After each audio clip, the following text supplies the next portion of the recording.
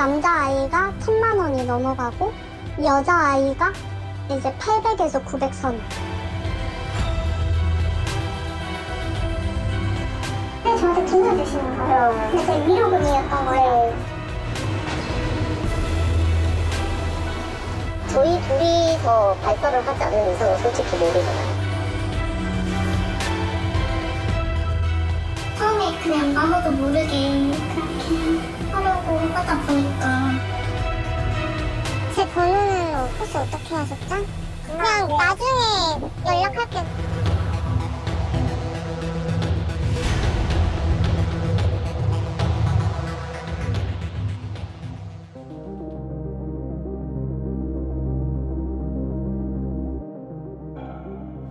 영유아들이 거래되고 있습니다. 아기를 두고 온라인에서 이루어지고 있다는 믿을 수 없는 거래. 대체 무슨 일이 벌어지고 있는 걸까요?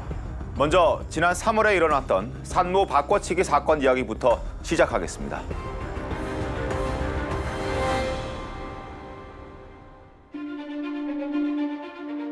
지방의 한 대학병원 신생아실로 한 여성이 찾아왔습니다. 자신이 출산한 아기를 데려가겠다는 겁니다. 그런데 산모의 모습이 간호사가 기억하는 사람과는 달랐습니다. 외모가 너무 차이가 어떻게 너무 비교적 이게 태어났을 때 산모는 너무 예술. 그 면접을 시켜줬던 그 간호사가 마치 이런 시키면 그 산모를 보고 하지만 아기를 데리러 온 여성은 신분증 요구에도 당당했다고 합니다. 편하게 신분증도 자기 거니까 어차피 자기 신분증은 안 되니까. 실제로 아기를 데리러 온 여성의 신상 정보와 출산 기록은 일치했습니다. 어떻게 산모의 정확한 신분이 확인되지 않았을까? 있을 때부터 뭔가 제로가 타인 명의로 계속 기록이 됐던 거죠. 본인 이름이요? 그래서 앰뷸런스에도 네. 그 차트가 있었고 그래서 응급 오는데 당연히 이제 그걸 보고. 보고 이제 이전 병원에서 기록된 산모의 정보가 그대로 넘어왔다는 겁니다. 취재진은 산모가 처음 진료를 받았다는 그 병원을 찾았습니다. 애초에 이곳에서 산모의 신분이 왜 제대로 확인되지 않았던 걸까? 응급 상황에서 네. 진료고 치료가 먼저니까 이름을 썼는지 본인 이름 썼는지 모르겠어요. 가짜 이름을 적어도 이 병원에서는 확인할 수 있는 방법은 없나 보죠? 모든 병원이 그럴 거예요. 자, 조정희 기자. 네. 지금 영상을 보면 처음부터 친모가 아기를 데리러 오는 여성의 이름으로 진료도 받고 치료도 받았다. 지금 이렇게 되는 건가요? 네, 둘 사이에 무슨 일이 있었던 건지 네. 취재진이 확인해봤습니다. 사건이 일어난 지 2달 남짓. 먼저 아기와 친모의 행방을 알아봤습니다. 아기는 건강한 상태인 건가요? 네. 네네, 저도 저번에도 받고 봤는데 좀 아동 원래 태어날 때부터 좀 우량아도 태어나기도 했고 네. 건강 상태나 이런 경우에는 문제 없이 잘 지내고 있는 걸로 확인하고 있어요. 아기는 현재 위탁 가정에서 보호하고 있다고 합니다. 병원에 있다가 네. 그 후에 위탁센터 통해서 위탁가정으로 그 아동을 보호 조치를 했고요. 아이에 대해서 뭐 내가 아예 뭐 안 보겠다, 안 키우겠다 이런 건 아니고 양육에 대한 의사는 좀 비치기는 하셨거든요. 하셨는데 지금 뭐 자기도 약간 환경적으로 좀 준비가 덜 됐다는 생각이 있으셔서 경제적 어려움으로 아기를 키울 수 없다는 친모. 그녀를 수소문해봤지만 찾을 수 없었습니다. 들어본 건 따로 없는 것 같아요. 저희도 신문에서 본 게 다예요. 이번에는 아기를 데려가려고 산모 행세를 한 30대 여성의 입장을 들어보기로 했습니다. 다른 사람의 자녀로 출생 신고된 사건 관련 당사자분이 맞으십니까? 제 번호는 혹시 어떻게 하셨죠? 저는 TV조선 탐사 취재부의 그냥 나중에 연락할게요. 자, 조 기자, 그러면 네. 가짜 산모의 입장은 뭐예요? 어려운 형편에 이 친모를 돕기 위해 선의로 아기를 입양하려고 했다는 게 가짜 산모의 입장으로 알려졌습니다. 네. 경찰 조사는 어떻게 되고 있습니까? 경찰은 아동 매매 혐의를 적용해 조만간 이 사건을 검찰에 송치할 예정입니다. 진술이 달라서 근데 저희가 이제 금전을 좀 주었다라는 정도의 정황은 확인해가 는 받았다고 하는데 가짜 산모는 아니 진짜는 뭐 돈을 줬다 이런 부분은 인정을 하고는 있죠. 근데 이제 뭐 아동을 사고 팔고 하려는 건 아니었다 이렇게 말씀. 자, 지금 친모랑 가짜 산모의 얘기들이 서로 엇갈리고 있는데 참 네. 황당합니다. 네, 이 사건을 계기로 이번 취재가 시작됐는데요. 이런 일들이 온라인상에서 버젓이 일어나고 있었습니다. 네. 인터넷에 개인 입양을 치면 나오는 글들입니다. 며칠 전에 아기를 낳았는데 형편이 안 된다. 21살 여대생인데 아기 낳은 것을 주변에 알리지 못한다. 이런 갖가지 이유로 아기를 입양 보내고 싶다는 내용을 쉽게 찾을 수 있습니다. 출산도 하기 전에 아기 보낼 곳을 찾는 사람도 있습니다. 온라인 채팅창을 통해서도 입양 문의가 이루어지고 있었는데요. 온라인으로 입양을 알아봤다는 20대 여성. 7개월 된 아기 엄마인 박선아 씨입니다. 그녀는 왜 온라인을 통해 아기를 입양 보내려고 했던 걸까? 아이 아빠랑은 한 달 반 정도 만난 사람인데 데이트 폭력 때문에 이렇게 헤어지고 저는 다른 남자친구를 사귀고 있는 와중에 아기 낳는 날에 제가 임신 사실을 알았어요. 솔직히 22살에 키우고 싶겠어요, 안 그래요?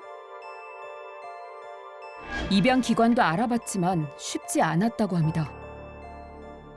처음에 이제 아기를 받아주는 입양 그런 데가 별로 없었어요. 미소 가고 나중에 크게 아플 수도 있고 막 이러니까 서울에 그 베이비 박스? 네. 거기도 문의 전화 한 5번 정도 했고 아기를 그냥 아무데나 산속에 그냥 놔두고 올까 이런 생각도 많이 했었고 그러던 중 온라인 채팅방을 알게 됐다는 선아 씨. 근데 오픈 채팅에 혹시나 하고 쳐봤는데 그게 있어가지고 아 설마 이러고 연락을 했는데 미소가요도 상관이 없다 이러길래 진짜 보내기로 약속까지 한 적이 한 번 있어요. 그런데 온라인 채팅방에서 만난 누군가가 영유아 거래 시 통용되는 일반적인 금액을 소개했다고 합니다. 신생아 남자 아기면 1000만 원 넘어간다고 했었어요. 여자가 800인가 900인가 그랬었어요. 3, 4개월부터가 이제 여자 애기 500, 남자 애기 800 그리고 이제 좀 14개월 막 이런 애들은 돌 지나간 애들은 2, 300 정도예요. 그러면서 그녀에게 계약금 150만 원을 제시하면서 각서까지 요구했다고 합니다. 저한테 먼저 계약금이라 해야 되나? 이걸 150이었나? 이걸 주고 나중에 아기를 데려가겠다는 사람이 나오면 그 사람과 만나면 저한테 현금으로 500만 원을 준다 이렇게 이야기를 했고 자기는 그냥 그 연결만 시켜줄 뿐이지 누구한테 입양을 가든 누구한테 이렇게 팔려가든 나중에 막 뒷일은 자기랑은 상관이 없다는 각서를 써야 된다. 자, 조 기자, 그러면 이 아기를 거래할 때 각서까지 요구했다는 브로커의 정체는 뭡니까? 좀 더 자세한 이야기를 듣기 위해 취재진은 선아 씨에게 인터뷰를 요청했습니다. 언제 괜찮으세요? 한 5-6시쯤 볼까요? 근데 제가 애기 맡길 데가 없어서 애기도 같이 가야 하는데 괜찮으신지. 만나기로 약속한 시간. 선아 씨 집 문 앞에는 아기 이유식 배달 가방이 걸려 있었는데요.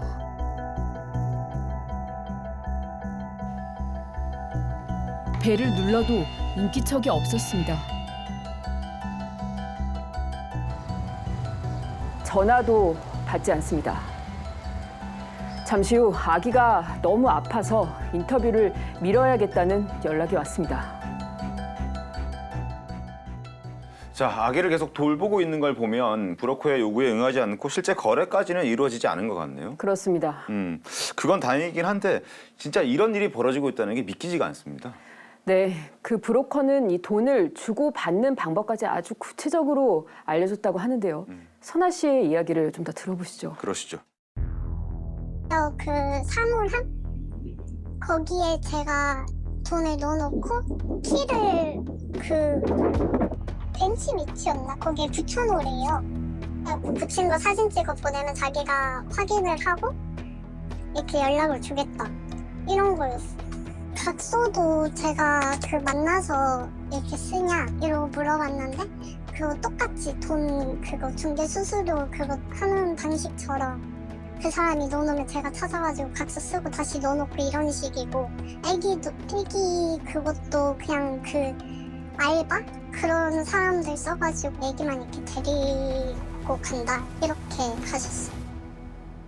자, 조정민 기자. 네. 온라인에서 이게 은밀하게 일어나는 일이다 보니까 취재하기도 쉽지 않았을 것 같은데요. 네, 대화가 1대1 채팅창으로 굉장히 은밀하고 비밀스럽게 이뤄지는데 이 취재진임을 밝히면 아예 숨어버리거나 그러니까요. 대화창을 이렇게 나가버리니까 아하. 접근하기는 사실 쉽지는 않았습니다. 그러니까요. 너무 네. 쉽지는 않았을 것 같은데. 온라인상에서 이 실제로 어떤 일이 도대체 일어나고 있는 것인지 알아보기 위해 취재진은 SNS에 입양 관련 채팅창을 하나 만들었는데요. 네. 그러자 한 명의 여성이 들어왔습니다. 대화창 내용을 잠시 보시죠. 그러시죠. 자, 개인적으로 방법이 있을까요? 당장이라도 그런 곳이 있나요? 하루빨리 된다면 좋겠지만 될까요? 제가 너무 급해서요. 이렇게 다급함을 호소합니다. 이런 얘기는 지금 누군가에게 아기를 보내고 싶다. 뭐 이런 메시지로 네, 들리는데요. 맞습니다. 네. 이 여성은 하루라도 빨리 아기를 데려가 달라며 이 다급한 사정을 호소했는데 네. 그러다가 잠시 후 여자 아기라며 이렇게 아기 사진까지 보내왔습니다. 처음 만나는 사람이잖아요. 어떻게 네. 얼굴도 보지 못한 사람에게 아기 사진을 보낼 수가 있습니까? 예, 저도 좀 많이 놀랐는데요. 당황스러운데. 어떤 사정이 있는 것인지 알아보기 위해 취재진은 만나서 이야기를 들어보기로 했습니다. 네. 지난 3일 지방의 한 공원에서 다영 씨를 만나기로 했습니다. 30분 뒤 아기를 안은 다영 씨가 모습을 나타냈습니다.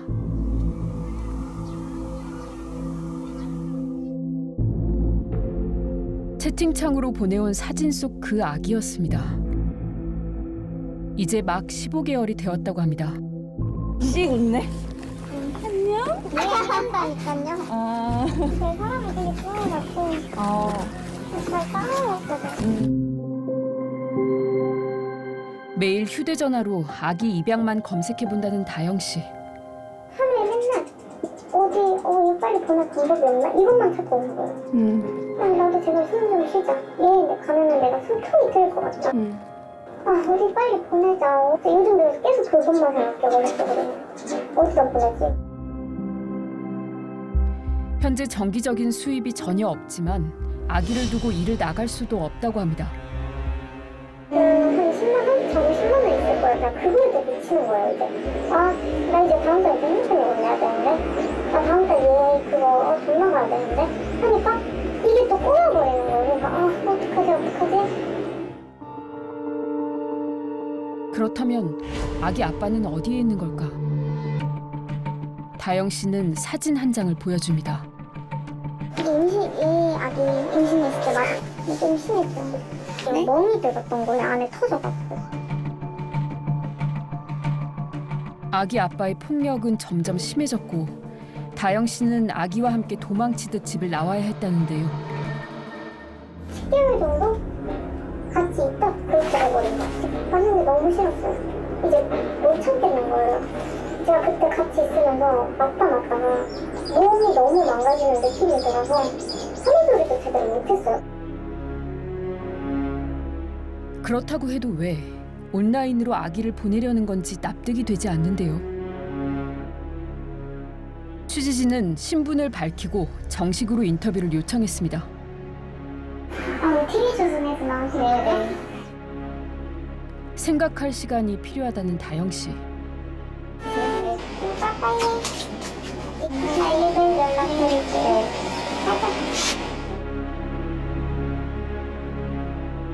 다영 씨와의 첫 만남은 이렇게 끝이 났습니다. 자, 조정린 기자. 다영 씨에게는 또 연락이 왔습니까? 네, 일주일 뒤 다영 씨에게 연락이 왔는데요. 네. 더 자세한 이야기를 나눌 수 있었습니다. 다영 씨가 온라인상에서 입양을 알아보기 시작한 것은 올해 초. 채팅창에서 그녀에게 접근한 사람이 있었다고 합니다. 브로커였다고 합니다. 다영 씨는 그 사람을 직접 만났다고 합니다. 처음에는 이제 아기를 그냥 보내면 된대요. 근데 저한테 돈을 주시는 거예요. 근데 그게 위로금이었던 거예요. 위로금이니까 이제 800불을 비치자. 저는 사람인데 저도 처음엔 돈을 꼭 했죠. 아이를 바로 보는 800만 원 위로를 네, 현금으로 이렇게 이제 백에 들고 오신 거예요. 그래서 브로커가 현금 800만 원을 가방 안에 넣어왔다는 겁니다. 그거 받으면 줘야 당연히 좋죠. 돈인데 사람이 이렇게 돈 앞에서 그러겠어요. 근데 참 안 되는 거예요. 네. 내가 많이 보내는 순간 이거 어떻게 될지 모르겠구나. 그래서 아니다. 다시 한번 생각해보고 연락드리겠다 하고 그냥 나온 거거든요. 그래서 안 보냈죠. 무엇보다 아기의 안전이 걱정됐다는 다영 씨. 그런데도 그녀가 계속 온라인 입양을 알아보고 있는 이유는 무엇일까? 봐주실 그런 가족들도 없고 제가 다 혼자 감당해야 되는 일이잖아요. 다급했죠. 저도 당장 빨리 일을 해야 되고 저도 빚이 있기 때문에 빚도 갚아야 되고 하루하루가 급했죠. 좀 많이 급했어서 좀 많이 그랬죠. 자, 조정린 기자. 입양을 보내고 싶다면 처음부터 정식 입양 기관을 통해서 입양을 보낼 수 있는 방법도 있었을 텐데 왜 다영 씨는 그걸 선택하지 않았습니까? 그 속사정이 무엇인지 한번 들어보시죠. 네. 아예 출생신고가 안 되면은 그게 안 돼요.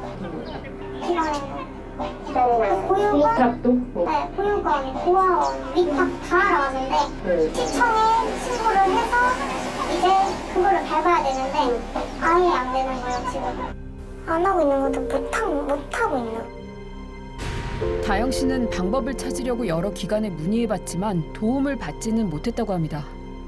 처음에 원래 129 그 여성복지 거기에 전화했는데 이제 거기선 또 동사무소에 통화를 해보시라 돌리고 또 전화했는데 시청에 전화를 하래요. 그래서 이제 시청에 전화를 했더니 보육원에 문의해보세요. 보육원에 문의를 했어요. 시청에 다시 문의를 하라는 거예요. 전 거기 솔직히 너무 화가 나거든요. 아니 그럼 우리 같은 사람은 뭐 애를 어떻게 맡기고 대체 어떻게 할까? 조 기자, 그렇다면 왜 다영 씨는 출생 신고를 안 했습니까? 개인사라서 자세히 말할 수는 없지만 네. 이혼 소송 등 여러 가지가 얽혀 있는 상황입니다. 출생신고 사각지대가 생겼단 말이에요. 출생신고를 하면 불이익이 오는 10대 아이들. 그리고 이혼하고 난 뒤에 300일 안에 태어난 아이들. 이게 출생신고가 안 돼요. 자, 그렇다면 지자체에서도 아무런 도움을 줄 수가 없는 상황 아닙니까? 그래서 취재진이 직접 확인해봤습니다. 애기 네. 보호해주는 그런 센터가 있는 걸로 알고 있거든요. 네. 근데 거기가 시청 쪽이고 예. 저희 쪽에는 그런 큰 업무를 하고 있지는 않아요. 근데 애기가 출생신고도 안 되어 있다고 하면 시청사셔서 문의해보셔야 될 것 같아요. 시청으로 문의하셔야 돼요. 저희는 시에서 입소를 공문이 와야 아이를 받을 수 있어요.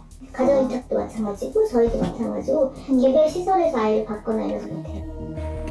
시청 관계자는 다영 씨와의 통화를 기억하고 있었습니다. 2주 전 정도에 네. 전화를 콜센터를 통해서 한 번 받은 적이 있습니다. 출생신고를 안 하셨다고 얘기를 하시더라고요. 그래서 그러면 출생신고가 되지 않으면 사실은 네. 시설이나 이런 이제 가정위탁을 저희가 진행하기는 어려운 상황이에요. 자, 현재 다영 씨가 진짜 원하는 건 뭡니까, 그러면? 예, 본인이 이 경제적 여건이 되지 않기 때문에 네. 이 아기를 안전하게 보호하고 돌봐줄 곳을 찾는 것인데 현행법 제도 안에서는 그게 쉽지 않은 겁니다. 그럼 이제 아기를 데리고 오려고 하는 사람들이 있지 네. 않겠습니까? 그 사람들은 왜 또 온라인을 고집하는 겁니까? 예, 그들의 이야기도 들어봤습니다. 취재진이 만난 30대 여성. 그녀는 6살 아들을 둔 엄마로 둘째를 입양하기 위해 정식 절차대로 입양기관에 입양 신청을 해놓은 상태라고 합니다. 제가 임신이 안 돼가지고 네, 첫째 아이를 어떻게 보면 힘들게 가졌는데 그런데 왜 온라인으로 입양을 알아보고 있었던 걸까? 대기가 엄청 오래 걸리고 기간이 되게 많이 길어졌어요. 아무래도 여자아이를 원하다 보니까 5년 여자아이를 선호하긴 하는데 5년 기다려야 된다고 하셔가지고 네. 그녀는 채팅창에서 비용을 물어보기도 했는데요. 비용은 왜 물어봤던 걸까? 다 뭐 금액적인 얘기를 하더라고요. 얼마를 줄 수 있냐고 물어보시더라고요. 얼마를 주실 수 있냐고. 뭐 이런 차원에서 얼마를 주고 그 다음에 입양을 한 다음에도 얼마를 달라는 식으로 얘기를 했는데 그 정확한 금액은 말을 안 하고 그녀도 불법임을 인지하고 있었습니다. 개인 입양이라는 것 자체는 불법이겠죠? 혹시 저 말고도 이렇게 하시는 분들이 많으신가요? 결국 정식 입양하다 보면은 시간이 오래 걸리니까 그래서 온라인 입양으로 빠져드는 거군요. 그렇습니다. 문제는 그 과정에서 돈도 오가게 된다는 겁니다. 대가가 오게 마련이겠네요. 취재진은 온라인에서 개인 입양을 알아보고 네. 있는 또 다른 여성에게 인터뷰를 요청했습니다. 지난 4일 취재진은 온라인으로 입양을 알아보고 있다는 수영 씨를 만났습니다. 안녕하세요. 오늘 인터뷰 하시기로 했어요. 안녕하세요. 아기를 좋아해서 틈날 때마다 지인의 아이를 돌봐준다는 수영 씨.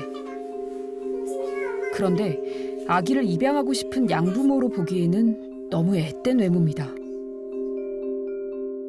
나이가 어떻게 되시죠? 20이요. 20살, 올해 20살. 네. 와. 20살의 어린 나이. 입양특례법은 입양할 부모가 될 자격 조건을 25세 이상으로 규정하고 있습니다. 그게 조금 바뀌었으면 좋겠다 생각해요. 나이는 어리지만 진짜 진심으로 아이를 사랑으로 충분히 키울 수 있다 생각하거든요. 근데 그거는 솔직히 사람을 보고 판단하는 거지 나이로 판단하는 건 옳지 않다는 생각해서 그런데 입양하면 아이를 어떻게 키울 생각인 걸까? 경제적인 소득은 어떤가요? 아이를 키울 수가 있습니까? 그래도 아이한테 명품 옷 한 벌, 두 벌은 한 달에 사입힐 수 있을 정도? 개인 입양을 하기 위해 방법을 찾던 중 알게 됐다는 온라인 입양. 제가 입양에 관심이 있는 걸 아니까 친구가 야 그런 거 있던데? 하면서 알려주더라고요. 그래서 찾아보다가 이렇게 알게 된 거죠. 그러다 얼마 전 아기를 보내는 대가로 돈을 요구하는 사람과 대화를 하게 됐다고 합니다. 얼마를 달라고 하던가요? 100이요. 100만 원? 네. 이제 걱정되는 마음에 그 여성과 나눈 대화 내용입니다. 돈을 요구하더니 오늘 9시까지 입금해달라며 계좌번호까지 보냈다고 합니다. 계좌를 알려주면서 여기로 50을 보내달라. 그리고 아이를 보내주고 50을 받겠다. 그렇게 말을 하셨어요. 그 산모가 말을 너무 안 좋게 했거든요, 저한테. 그냥 아이가 물건인 듯이 되게 그렇게 말을 했었어요. 답을 하지 않자 거래를 재촉했다는 여성. 지금 당장 입금할 수 있는 거 아니면은 나는 다른 분에게 아이를 줄 거다. 이런 식으로 말을 했거든요. 그 산모가 아이를 낳으면 어떻게 할지 모르잖아요. 수영 씨가 처음 이 여성을 알게 된 건 포털 사이트의 고민 글에서였다고 합니다. 아이의 행복을 보장할 수 없고 책임질 자신이 없어서 입양 보낼 방법을 찾고 있다는 내용이었습니다. 그 글에 쪽지를 보낼 때까지만 해도 돈을 요구할 줄은 몰랐다는 수영 씨. 좀 많이 놀래기도 했고 근데 또 아이가 걱정되니까 어떻게 해야 되지 이거를? 취재진은 수영 씨와 함께 그 여성에게 통화를 시도했습니다. 하지만 전화를 받지 않았습니다. 그날 밤 이 취재진에게 수영 씨가 통화 녹취 파일 하나를 보내왔습니다. 네. 취재진이 돌아간 뒤 아기 거래를 원했던 여성에게서 전화가 걸려왔다고 하는데요. 네. 이 두 사람의 대화 내용을 잠시 들어보시죠. 그러시죠. 제가 다른 게 아니라 지금 아이 상태나 이런 게 궁금해서 전화를 했어요. 상태나 그런 건 다 괜찮아요. 그래서 그 영화 검사하고 다 했는데 괜찮았어요. 지금 1.68이요. 혹시 다른 분한테도 연락이 많이 왔나요? 연락 왔었는데 네. 일단은 먼저 이야기가 그래도 네. 지금 그쪽하고 됐었으니까 네. 나 여기서 만약에 일단 무조건 하신다고 하셨기 때문에 기다리고 있었어요. 자, 만약 이 상태에서 돈이 입금되고 아기를 보내면 네. 법적으로는 어떻게 됩니까? 네, 아동복지법에 따른 명백한 불법 행위입니다. 아이를 입양을 할 때는 어떠한 대가나 보수를 받을 수 없도록 규정돼 있어요. 네. 그리고 아동복지법상으로도 아동을 매매하는 경우에는 10년여의 징역에 처하도록 돼 있거든요. 벌금형도 없어요. 자, 지금 농협 계좌번호가 지금 보여 있는데 실제 거래가 이루어지지 않았다 하더라도 계좌번호만 주고받고 거래를 하려고만 해도 처벌받을 수 있는 겁니까? 네, 실행에 옮기지 않았더라도 이 서로 합의했다는 것만으로도 처벌받을 수 있다고 합니다. 내가 아이를 줄 테니까 돈을 얼마를 줘라 라고 합의를 했다는 것만으로 이거는 아동 매매를 실행했다고 볼 수 있거든요. 그렇기 때문에 아동 매매 미수범으로도 처벌될 수가 있어요. 자, 아기를 보내겠다고 지금 계좌번호까지 보낸 이 여성, 그 여성 지금 어떻게 됐습니까? 네, 녹취 파일을 받고 난 뒤 수영 씨에게 받은 번호로 그 여성에게 전화를 걸어봤는데 네. 착신이 정지돼 있었습니다. 혹시 조 기자 예. 브로커랑 접촉은 해봤습니까? 네, 실체를 파악하기 위해 네. 취재진은 브로커로 추정되는 사람과 접촉을 시도해봤습니다. 입양 관련 온라인 채팅방에 들어간 취재진. 들어가자마자 채팅방 주인은 상황을 물어봅니다. 취재진이 임신부라고 소개하자 출산 기록을 남기지 않는 방법을 자세하게 설명합니다. 아기를 데려갈 양부모에 대한 인적 사항도 알려줍니다. 그리고 3일 뒤 유도분만으로 출산일을 당기는 게 가능한지 묻습니다. 아기를 중간에서 거래하는 브로커로 추정되는데요. 직접 만나보기로 했습니다. 그런데 그 사람에게 다시 문자가 왔는데요. 갑자기 대화 내용이 달라졌습니다. 자신의 이름으로 출산을 원하며 자신이 바로 아기 입양을 원하는 사람이라는 겁니다. 만남 약속 전에는 양부모와 연결시켜주겠다던 사람. 대체 정체가 무엇일까? 약속 시간이 50분쯤 지났을 무렵 아이의 손을 잡은 한 여성이 취재진 쪽으로 걸어옵니다. 그 여성은 자신이 아기를 데려갈 양부모라고 소개합니다. 데리고 나온 아이도 입양했다고 하는데요. 저희 큰애도 입양을 한 아기거든요. 그녀는 자신이 이런 방법을 잘 알고 있는 이유부터 자세히 설명합니다. 또 이거를 어떻게 알게 됐냐면 옆에 이제 그 사촌 언니가 이런 케이스로 입양을 했어요. 그래가지고 이제 언니 이름으로 출산을 하고 언니가 이제 출생증명서도 언니 이름으로 발급이 된 거니까 그대로 가서 출생신고를 했다고 하더라고요. 출산을 위한 병원비 지원도 해주겠다고 말합니다. 그냥 저는 이제 출산하시면 병원비는 당연히 저희가 내야 되는 거고 병원비는 저희가 일단 내드리고 그 외에 다른 걸 만약에 저희한테 요구하실 때 입사하시면 솔직히 입장은 어려워지잖아요. 저희 또한 저희는 아무것도 잘하는 게 없어. 그냥 건강히 출산만 하시는 거. 다른 사람의 이름으로 출산하는 건 불법 아니냐는 질문에는 걱정할 것 없다고 말합니다.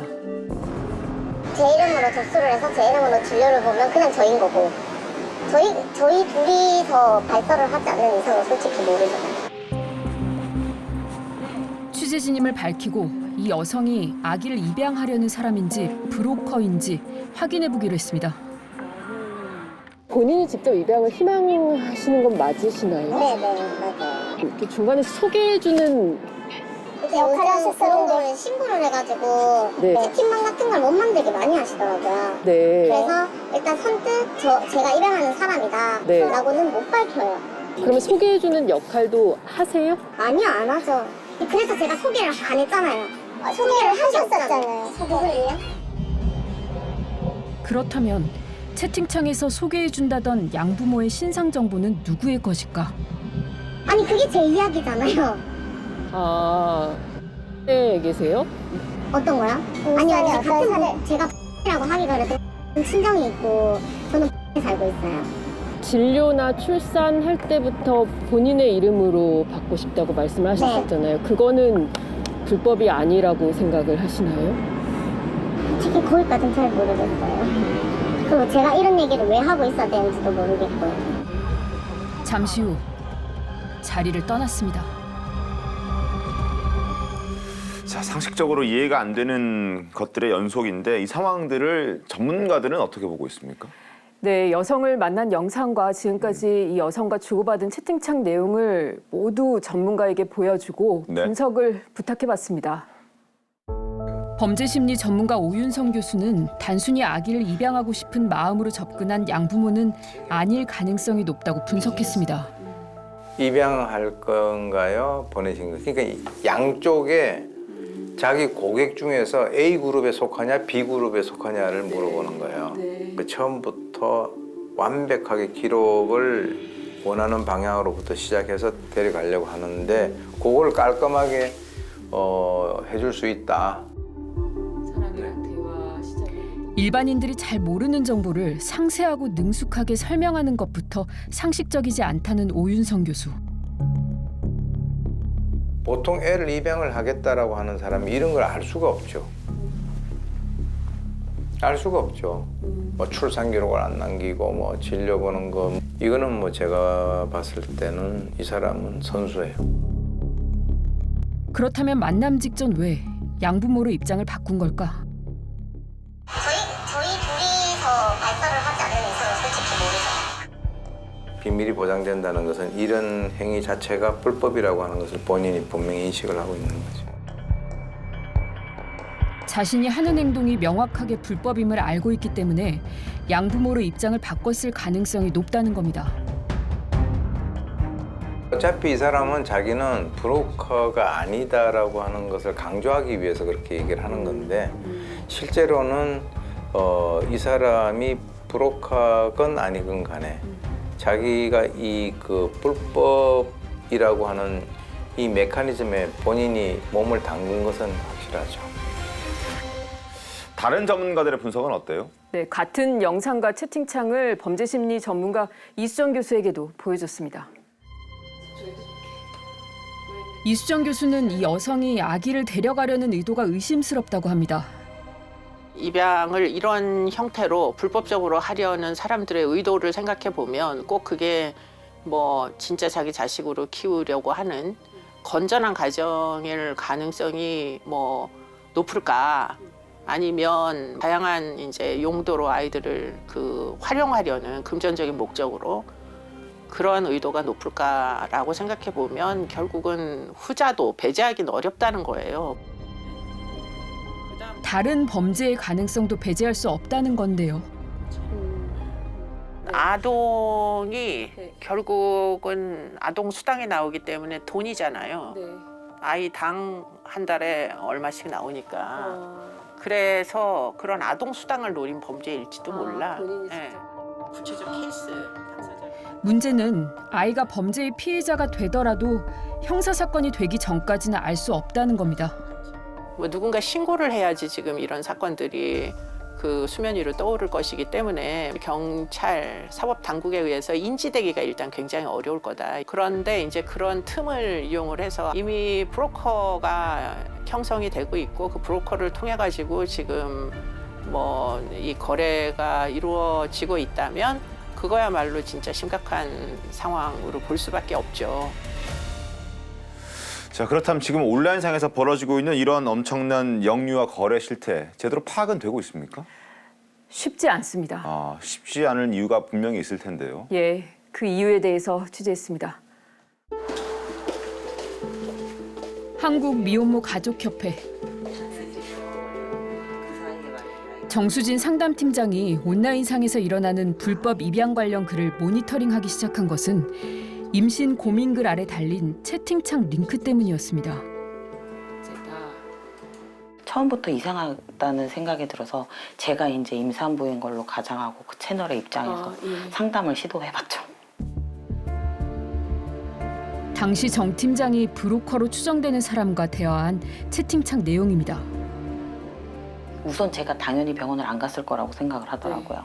그리고 또 하나 질문은 본인의 명의로, 본인의 이름으로 병원을 갔냐고 물어보더라고요. 거기서부터 되게 더 큰 범죄가 있을 수도 있겠다라는 불안감이 생기더라고요. 홈페이지를 들어가서 어떤 기관인지 물어보자 천주교 생명위원회라고 답하더니 급히 채팅창을 나갔다고 합니다. 그 기관이 실제로 어떤 단체인지 확인해봤습니다. 저희는 입양하고는 관련이 없고요. 미혼모들 지원하는 사업만 하고 있습니다. 뭐 양부모를 소개시켜준다든지 뭐 전혀요. 하지만 경찰에 신고를 할 수도 없었다는 정수진 팀장. 경찰서에 문의를 했는데 저희가 직접 뭐 금전적인 피해나 이런 걸 입은 게 아니기 때문에 수사가 불가능하다고 하셔가지고. 자, 조정린 기자, 당사자도 브로커를 신고하기가 쉽지는 않을 것 같은데요. 네, 그 신고도 쉽지가 않습니다. 그 사람을 신고하고 싶어도 자기도 범죄자니까 자기도 못하는 거고 공범이라고 생각을 하니까 본인이 피해자임에도 피해자라고 인지를 못하는 걸 거고 그러니까 그런 악순환이 너무 안타까운 거예요. 사실 이런 이제 영아 인신 매매 같은 경우에는 피해자는 영아죠. 예.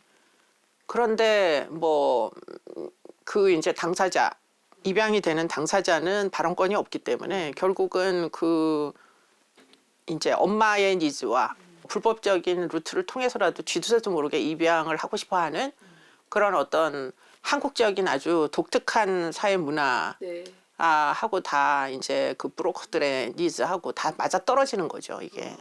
정상적인 어떤 루트가 없단 말이에요.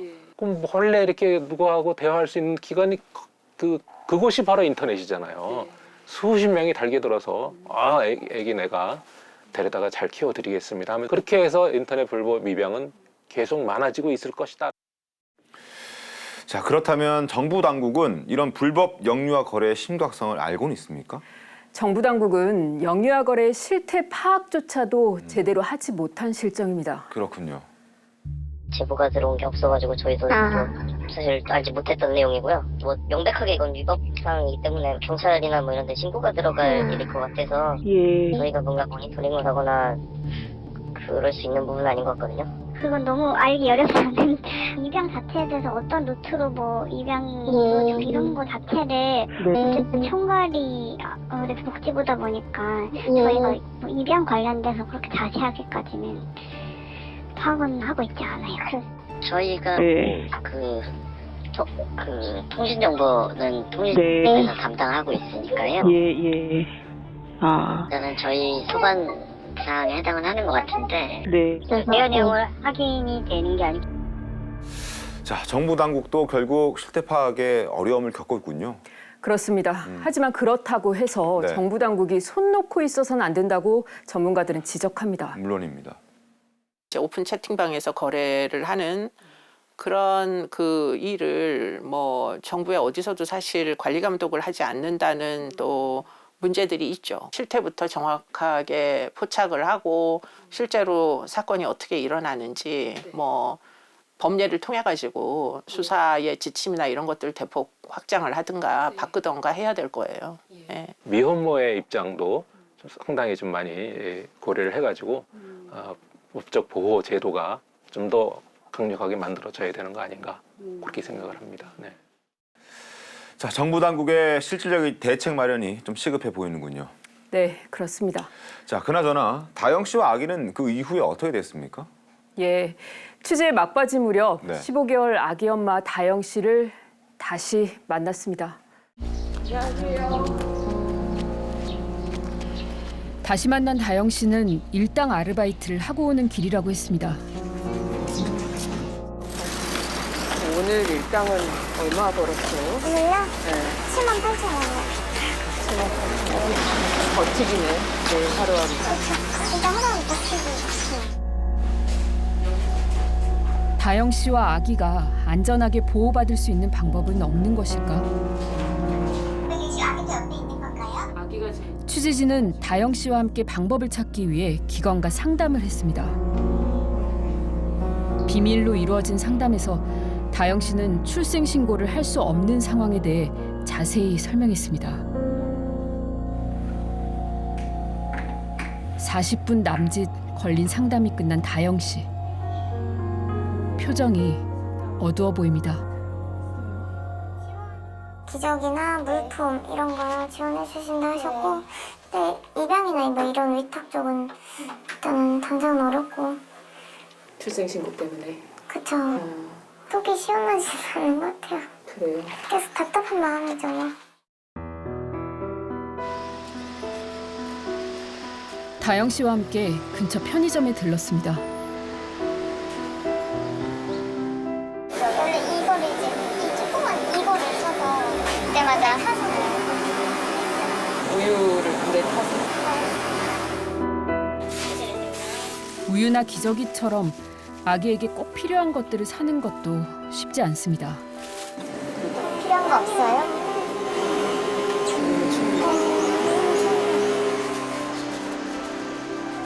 여전히 아기를 키울 수도 입양을 보낼 수도 없는 상황. 이쁘지 당연히 제 자식이니까 이뻐 이쁘다 하면서도 화도 나고 속상하고 온갖 감정이 다 드는 것 같아요. 그날 다영 씨는 그렇게 집으로 돌아갔습니다. 진짜 힘든 사람들은 불법으로라고 불법이라도 어떻게든 아이는 보내려고 하는 마음이 클 거예요. 그냥 앞으로 좀 어떻게 해야겠다는 생각이 드세요? 앞으로 뭐 어떻게 하고 싶어도 못하는 것 같은데.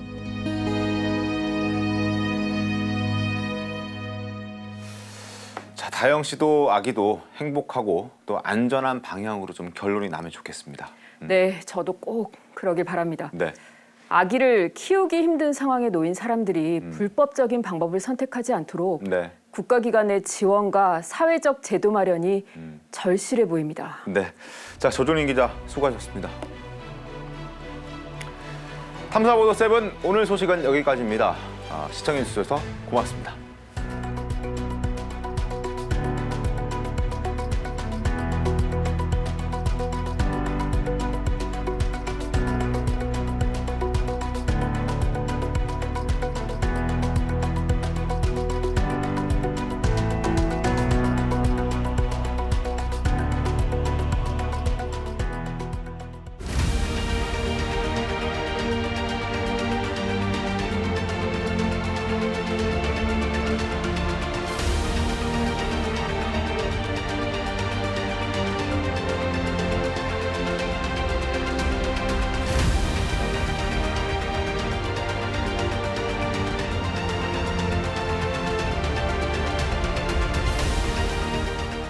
내가 집에 오니까 친구 다 싸고 공항명세 오더라고요. 그냥 한국 사람은 어디 가나 허구가 되는 거예요.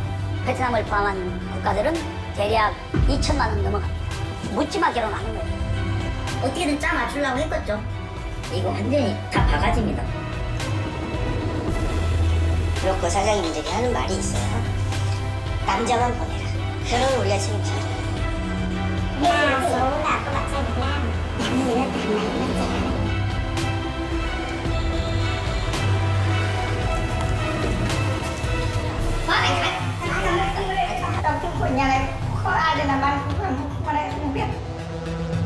왜 나한테 지금 그 책임을 묻냐고요, 나한테.